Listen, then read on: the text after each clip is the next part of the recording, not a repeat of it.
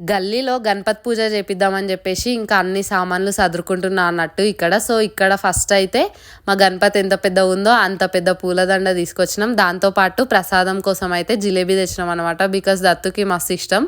అట్లనే అదే డిస్ట్రిబ్యూట్ చేద్దామని చెప్తే ఇంకా అదే తీసుకొచ్చినాం అనమాట. 100 మెంబర్స్ వస్తారు.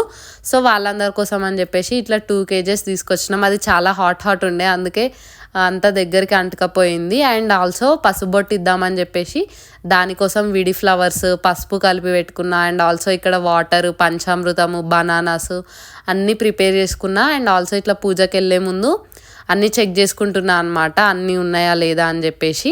అండ్ ఈ కంప్లీట్ వీడియో మార్నింగ్ నుంచి ఈవినింగ్ దాకా గరక, పూజ సామాను, పూజా విధానము అండ్ ఆల్సో వేలం పాటలో పార్టిసిపేట్ చేసినాం, అవన్నీ డీటెయిల్స్ కూడా నేను లాంగ్ వీడియోలో కింద ట్యాగ్ చేస్తా. ఇంట్రెస్ట్ ఉన్న వాళ్ళు వెళ్ళి చూడండి. గరకదండ కూడా అల్లినా అనమాట. చాలా హ్యాపీ అనిపించింది.